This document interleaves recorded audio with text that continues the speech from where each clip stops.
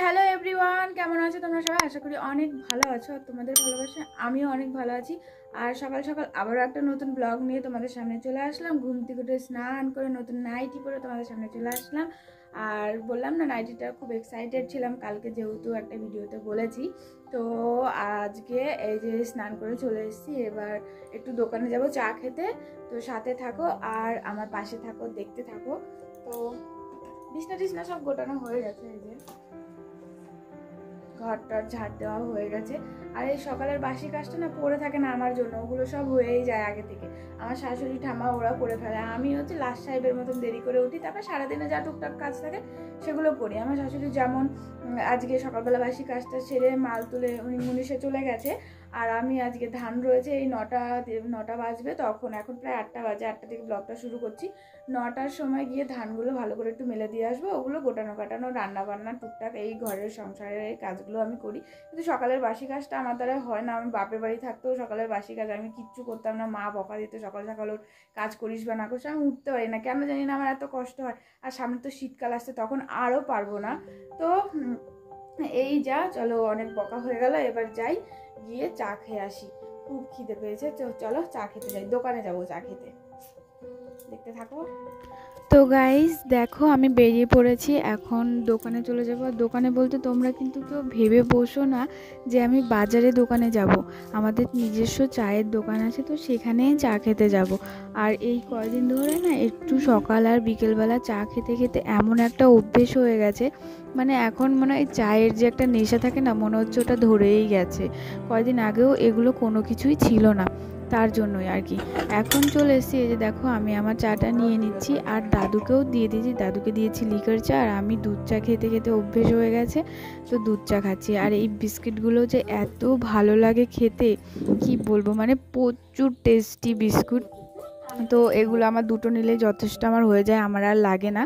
তো এই যে দেখো আমি চা খেয়ে নিচ্ছি, আর ওইদিকে দাদুকে দিয়ে দিয়েছি, দাদুও খেয়ে নিয়েছে। চলো এবার বাড়ির দিকে চলে আসলাম।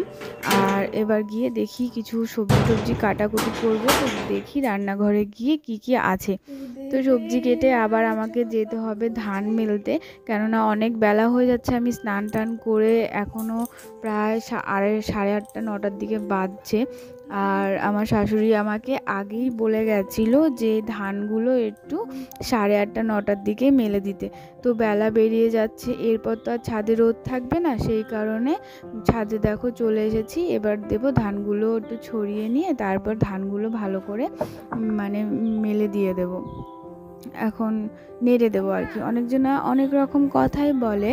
তো এই যে দেখো ওখানে আবার ঠাম্মাকে আমি বলছিলাম যে ঠাম্মা, আমি ধানটা ঢাকা দিয়েছিলাম যে রাতের বেলা, মানে আগের দিন বিকেলবেলা, তো রাতের বেলা হয়তো উড়ে চলে গেছে, ওই সাইডে গিয়ে পড়েছে, আমাদের কলের সাইডেই পড়েছে। তারপরে ঠাম্মা বললো ঠিক আছে আমি তুলে দেব। তো সেটাই বলছিলাম যে ওটা পড়ে গেছে, তো গুটিয়ে দিও। তারপর আবার এদিকে ধানও তুলতে হবে।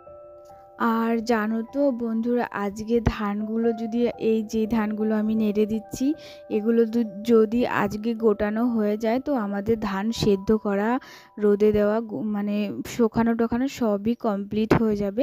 এরপর গিয়ে শুধু ধান কটা ভাঙিয়ে নিয়ে আসলেই হয়ে যাবে। আর ঘরের চালের ভাত খাওয়ার যে কি আনন্দ, যে খায় সেই জানে। চাল কিনতে কিনতে মানুষের মাথা খারাপ হয়ে যায়, তো ওর থেকে ভালো ঘরের চালের ভাত খাওয়া। ওটার মধ্যে আলাদা একটা প্রোটিনও থাকে, মিষ্টি হয়, খুব টেস্টিও হয়। তো সেই কারণেই নিজস্ব ঘরের চাল মানে করে নিয়েছে আমাদের। তো এখন আর কোনো সমস্যা নেই। কয়দিন আগেও চাল কিনে কিনেই খেতে হতো, চাল কিনে কিনে খেতে খুব গায়ে লাগে। যেমন ধরো আমাদের সবজি চাষ, তো সবজিটা আমাদের কিনতে হয় না, কখনোই কিনতে হয় না। খুব দরকার না হলে, বাড়িতে আত্মীয় স্বজন না হলে আমাদের সবজিও কিনতে হয় না।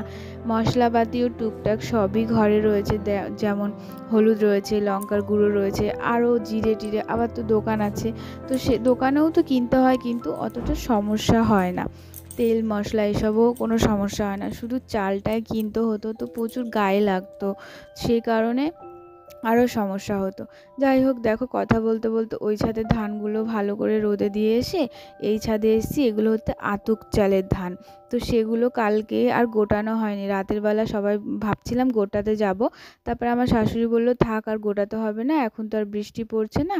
তারপরে ওই ধানগুলো ভালো করে নেড়ে দিয়ে এইদিকে আমাদের ছাগলগুলোর জন্য একটুখানি এই পাতাগুলো পেরে নিলাম। আর আমাদের ছাগলগুলোকে দেখলে না আমার খুব ভালো লাগে। আমাকে সেই দূর থেকে দেখেই এমনভাবে চিল্লাবে যেন কত চেনে আমাকে। তো ওদের জন্যই এই ঘাসগুলো নিয়ে যাচ্ছি, মানে এই পাতাগুলো ওদের ফেভারিট আর কি, সেই কারণে। তো এই যে ছাদ থেকে একদম নেমে যাচ্ছি আর ওদের জন্য এগুলো নিয়ে যাব, সেই কারণে এখন চলে যাব এখন একটু দোকানে। আর বাড়ি থেকে আর দোকানে সারাদিনে যে আমাকে কতবার একটু হাঁটাচলা করতে হয়, দৌড়াদৌড়ি করতে হয়। কাছে হলে তো হতোই, কিন্তু না, বাড়ি থেকে দোকানে মিনিমাম 1 থেকে 1.5 মিনিটও আমাকে হেঁটে হেঁটে যেতে হয়। এর থেকেও কম লাগে, কিন্তু তাও অনেকটাই দূর। তো এই যে দেখো নিয়ে চলে এসেছি প্রায়। আর আমাদের ছাগলগুলো ওখানে বাঁধা রয়েছে। আমাকে সেই ওই দূর থেকে দেখেই আমাকে দেখে চিল্লাচ্ছে, সেই কারণেই আমি হাসছিলাম। আর এই যে দেখো ওদেরকে বেঁধে দিয়ে দিয়েছি। এবার চলে যাওয়া যাক বাড়ির দিকে। আর ঠাম্মা ওইদিকে রান্না বান্না করছে, বলছে তুই ধানগুলো নাড়াচাড়া কর, আমি রান্না করে নিচ্ছি। আমি রান্না করতে যাচ্ছিলাম, সেই কারণে আমি ভালো করে আবার ছাগলগুলোকে খেতে টেতে দিয়ে এসে আমাকে আবার আসতে হয়েছে ছাদে। আর মিনিমাম এমন করে না প্রায় আমাকে 7-8 বার এরকম করে ছাদে এসে ধানগুলো মেলে দিতে হয়েছে। তারপর এগুলো আমি আর গোটাইনি। আমার শাশুড়ি এসে আমার শাশুড়ি গুটিয়ে ফেলেছিল। আমি বলেছিলাম মা তোমাকে গোটাতে হবে না, আমি গুটিয়ে নেব, কিন্তু ওনার চিন্তা ধান নিয়ে যে যদি বেশি শুকিয়ে যায়, সেই কারণে তো উনি এসে গুটিয়ে ফেলেছে। আর এইদিকে দেখো এদের দুইজনার কাণ্ড কি। এরা হচ্ছে প্রথমে মানে ওর মা ছিল, ওর দাদু ছিল, আবার ওর দিদা ছিল। একটু টাক করাতে গিয়ে ওরা 3 জনা নাজেহালের অবস্থা একদম। আর এত ছটফট করছে তোমরা দেখতেই পাচ্ছ। একবার মাথা ঘোরাচ্ছে ওর দাদু, এত রিস্ক নিয়ে এত সামলিয়ে যে ওর মাথায় টাকটা করিয়ে দিচ্ছিল ওর দাদুই জানে। তার মধ্যে ও আবার প্রচুর চিৎকার করছিল। আবার ওর ঠান্ডা লেগেছে বলে মাথায় জলও দিতে পারছিল না, শুধুই মানে শুকনোই মানে ওর মাথায় টাক করে। তারপর আমি আবার এসেছি ধানগুলো নাড়তে। মানে এটা নিয়ে আমি তোমাদের 3 বার দেখাচ্ছি, কিন্তু প্রত্যেকবার তো দেখানো সম্ভব না। মিনিমাম আমি 6 থেকে 7 বার ধানগুলো এরকম করে নাড়াচাড়া করে দিয়ে গেছি। আর ভিডিওটা আজকে এইটুকুই করছি, এর বেশি আর বাড়ালাম না। তো ভালো লাগলে অবশ্যই একটা লাইক, কমেন্ট, সাবস্ক্রাইব করে আমার পাশে থেকো। আর তোমরা সুস্থ থেকো, পরিবারের সবাইকে ভালো রেখো, আর এভাবে আমার ভিডিওগুলো দেখো আর আমাকে ভালোবাসা দিও।